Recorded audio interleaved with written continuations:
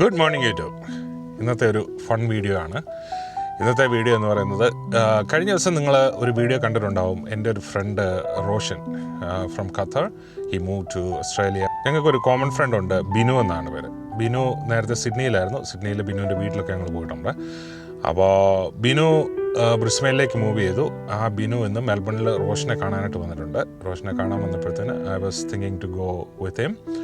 അപ്പോൾ അതാണ് ഇന്നത്തെ video. So let's get into the show.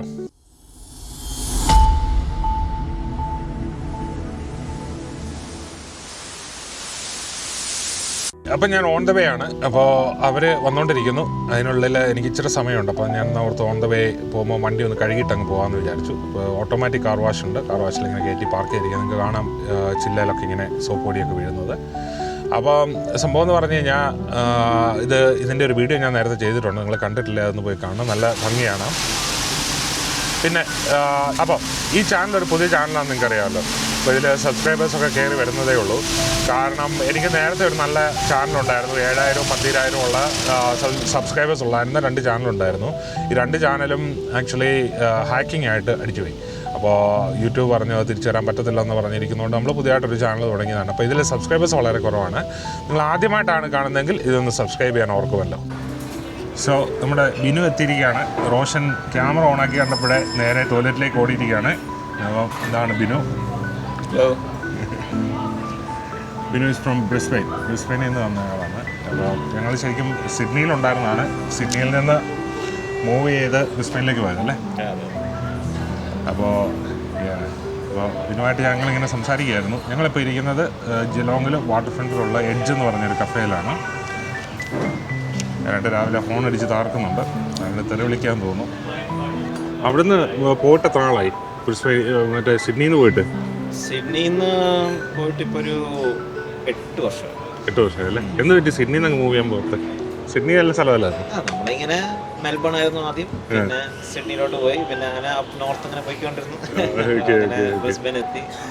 ഒരു ചേഞ്ചിന് വേണ്ടി പോയതല്ലേ. പിന്നെ അത് ചേഞ്ചും ഉണ്ടായിരുന്നു. പിന്നെ വർക്ക് ഒരു ജോലി അപ്പം ആ ഒരു സമയത്ത് ബ്രിസ്ബെയിനിൽ ശരിയായിരുന്നു. പൊതുവായിട്ട് അങ്ങനെ ഇൻട്രസ്റ്റ് ആയിട്ട് പോകാറില്ല, അതാണ് ഞാൻ ചോദിച്ചത്.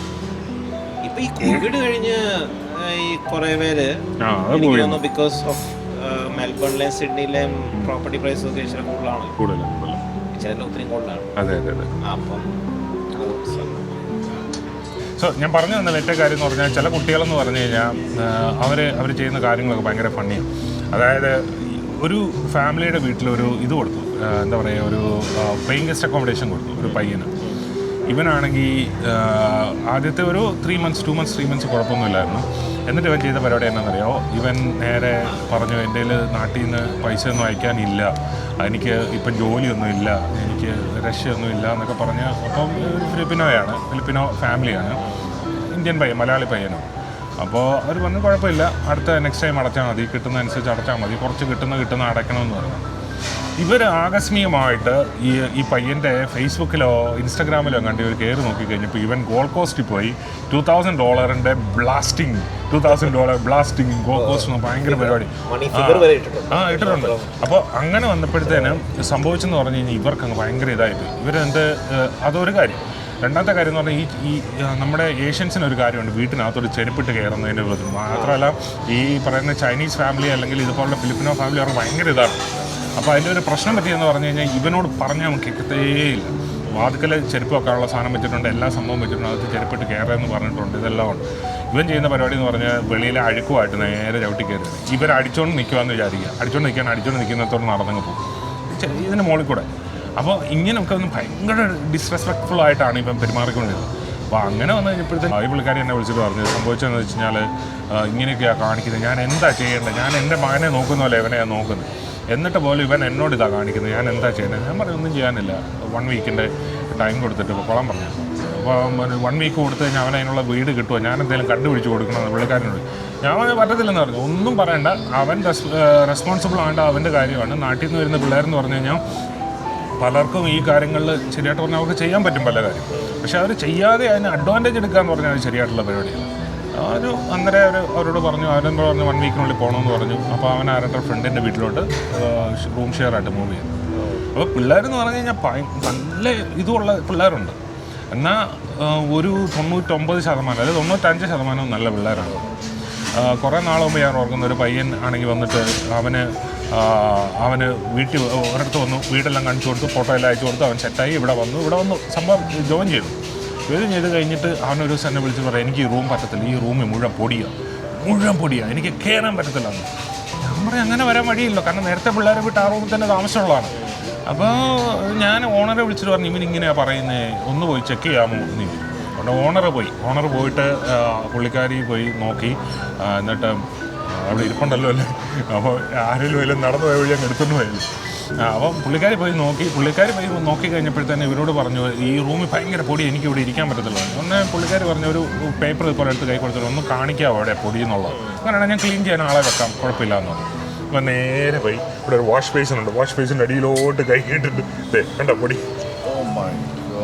എന്ത് ചെയ്യും? പിന്നെ അവൻ പൊടിക്കകത്ത് കിടന്നു വളർന്നതല്ല, എന്നിട്ടാ പറയുന്നത്. അതൊന്നും കുഴപ്പമില്ല, അതല്ല പിള്ളേരുടെ സ്വഭാവങ്ങൾ ഞാൻ പറയാറുണ്ട്. ഇവിടെ എന്ന് പറഞ്ഞാൽ ഡിഫറെൻ്റ് ഒരു കൺട്രിയാണ്. ഇന്നിപ്പോൾ നാളെ പറ്റുന്നുണ്ടെങ്കിൽ സിറ്റിയിലോട്ട് ഇറങ്ങുകയും ചെയ്യില്ല. 4 പേരുടെ റാലിയാണ്, ബിഗ് ക്ലാഷ് ഉണ്ടാവും, അടി ഉണ്ടാവും, ഭയങ്കര പ്രശ്നങ്ങളുണ്ടാവും. ഞാൻ ആക്ച്വലി ജിലോങ് നിൽക്കണമെന്നൊക്കെ ഓർത്തുകൊണ്ടിരിക്കുകയാണ്. അവിടെ ഭയങ്കര ക്ലാഷ് നടന്നുകൊണ്ടിരിക്കും. ഈ കഴിഞ്ഞ ആഴ്ച നടന്ന അല്ലെങ്കിൽ 2 ആഴ്ച മുന്നേ നടന്ന ആന്റി മൈഗ്രേഷൻ അത് അവർ ആ 2 ടീം തന്നെ ഉണ്ട്, പ്ലസ് വേറെ 2 more teams തന്നെ ഉണ്ട്.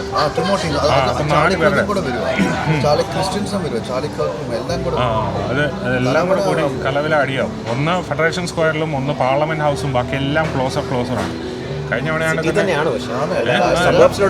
ഇല്ലില്ല, അത് നല്ല സിറ്റി കിടന്ന് കളിക്കുന്നതല്ല. പക്ഷെ പ്രശ്നം എന്ന് പറഞ്ഞാലേ തുടങ്ങി, ഇനിയിപ്പോ സബർബിലോട്ട് പതുക്കെ അത് മൂവ് ഓൺ ചെയ്യാനുള്ള ചാൻസസും കാണുമോ എന്നുള്ളതാണ്. അതൊന്നും പറയാൻ പറ്റില്ല. കഴിഞ്ഞ വർഷത്തെ റാലിയിൽ സിറ്റിയിലുണ്ടായിരുന്നു, പക്ഷേ റീജിയണൽ ഏരിയാസിലും ഉണ്ടായിരുന്നു. ടൗൺസിൽ പോലുള്ള ടൗൺസിൽ ഉണ്ടായിരുന്നു, സിറ്റിയിലും ഉണ്ടായിരുന്നു. അപ്പോൾ സിറ്റിയിൽ മാത്രമായിട്ട് ഇനി അത് ഒതുങ്ങുമെന്ന് സംശയം. ഇനി അതങ്ങോട്ട് സ്പ്രെഡാൻ ചാൻസസ്.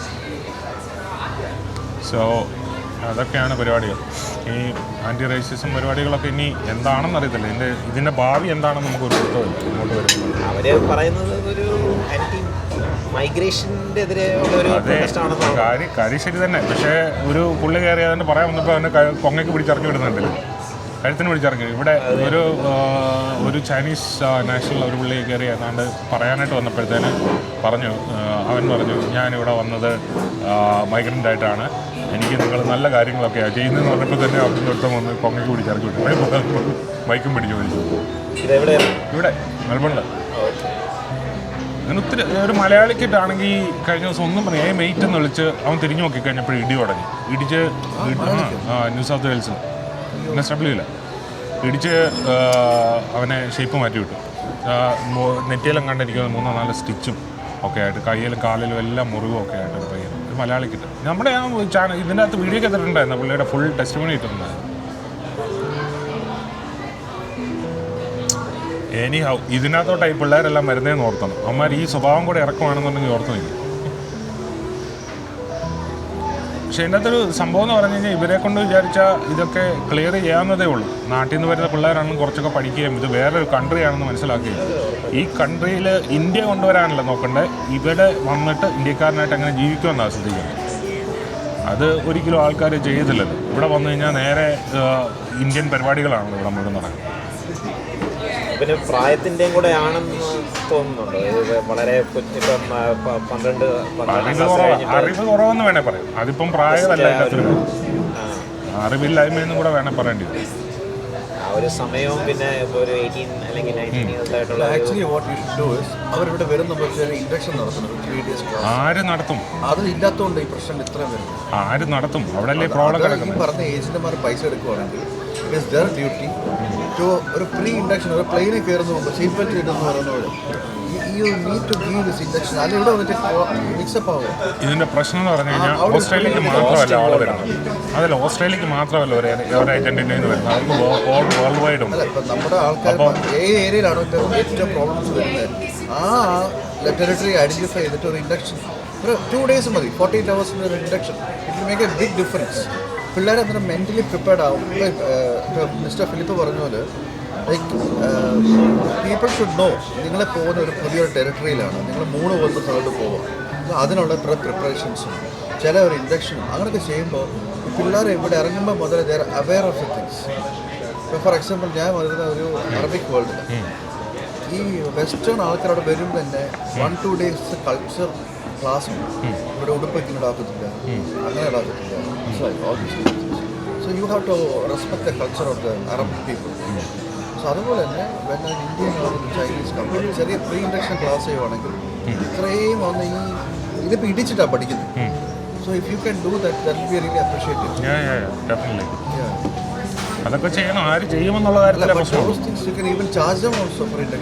പക്ഷേ ഇതിനകത്തൊരു പ്രോബ്ലം എന്താണെന്നറിയാമോ, ഇതൊന്നും ഇത്രയ്ക്കൊന്നും ഇതിൻ്റെ ഇൻറ്റൻസിറ്റി ഉണ്ടെന്ന് നാട്ടിലുള്ളവർക്ക് അറിയത്തില്ല എന്നുള്ളതാണ്.